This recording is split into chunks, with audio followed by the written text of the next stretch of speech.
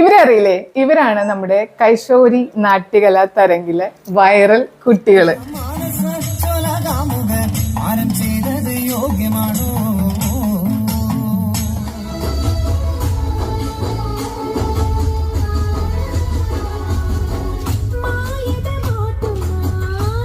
കുട്ടി 7ാം ക്ലാസ്സിലാന്ന് പറഞ്ഞ ഒരു റീൽ ഇട്ടിട്ടുണ്ടായിരുന്നു. അതിന് ഒരു 4 മില്യണിലധികം വ്യൂസ് കിട്ടിയത് ഇവരുടെ വീഡിയോയ്ക്കാണ്. നമുക്ക് ഇവരെ പരിചയപ്പെടാട്ടോ.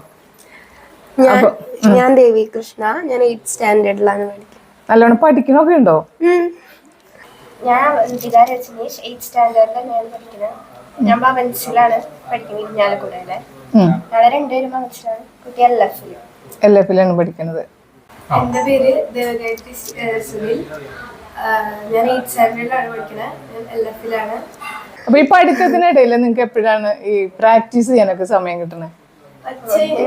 വൈകിട്ട് ട്യൂഷൻ ഉണ്ടാവും. അത് കഴിഞ്ഞ് വന്നിട്ട് ഒരു 7:30 സമയത്താണ് പ്രാക്ടീസ് തുടങ്ങണേ. പിന്നെ 9 മണിയൊക്കെ വരെ ഉണ്ടാവും പ്രാക്ടീസ് ഉണ്ടാവും. അപ്പൊ അതിന്റെ ഇടയ്ക്ക് നന്നായി പഠിക്കാൻ സാധിക്കുന്നുണ്ട്. അപ്പൊ ശരിക്കും പറഞ്ഞ സ്കൂളിൽ ശരിക്കും നിങ്ങളൊരു VIP-കളല്ലേ? ആൾക്കാർ വീഡിയോ ഉണ്ട് പറയാറുണ്ട്, വീഡിയോ കാണാറുണ്ട്, മിസ്സുമാരൊക്കെ പറയാറുണ്ട്. അപ്പൊ അതില് സന്തോഷം തോന്നാറുണ്ടോ? ഇപ്പൊ എല്ലാവരും തിരിച്ചറിയപ്പെടുന്നതിലും ഇപ്പൊ നമ്മള് കളിക്കുന്ന പ്രോഗ്രാം സ്ഥലത്തൊക്കെ എത്തുമ്പോ ഫോട്ടോ എടുക്കാനും വീഡിയോ എടുക്കാനും ഭയങ്കര തിരക്കല്ലേ? എനിക്ക് സന്തോഷം തോന്നാറുണ്ട്. അതെ, കാണാനായിട്ട് നല്ല ഭംഗിയുണ്ട്. പിന്നെ എന്തിനാ ഒരു വീഡിയോയില് ഇങ്ങനെ 6 മുടി വെച്ച് കളിച്ചത്? കൊറേ കമന്റ്സ് വന്നിട്ടുണ്ടായിരുന്നു, മുടി എന്താണ് അഴിച്ചിടുന്ന, ഒരാള് മാത്രം വ്യത്യാസമായി തോന്നുന്നെന്ന്.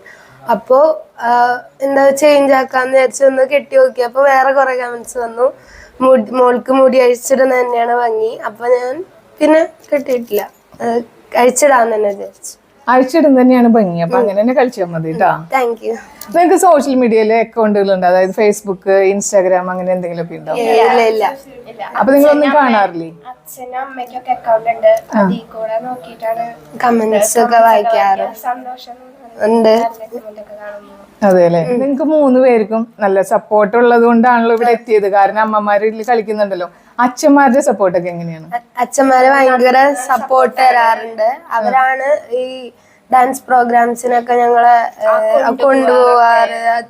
വൈകിയാലും അങ്ങനെ അവരാണ് വലിയൊരു സപ്പോർട്ടാണ്. അവര് ഞങ്ങളെ ഫാമിലിയിലുള്ളവർ മിക്കതും അച്ഛന്മാരും പിന്നെ അമ്മമാരും ഞങ്ങൾക്ക് ഭയങ്കര സപ്പോർട്ടീവാണ്. അവര് സപ്പോർട്ട് ചെയ്യണോണ്ടാണ് ഞങ്ങൾ ഇതില് ആദ്യം ഞങ്ങള് ഒരു ബാലസംഘം എന്ന് പറഞ്ഞൊരു ഇതായിരുന്നു, ഈശ്വരിയുടെ ബാലസംഘം. ഞങ്ങള് ക്ലാസിക്കൽ സെമി ക്ലാസിക്കൽ ഐറ്റംസാ കളിച്ചിരുന്നത്. പിന്നെ ഈടെ അടുത്തുണ്ടായിരുന്നല്ലോ. ഉണ്ടായിരുന്നു.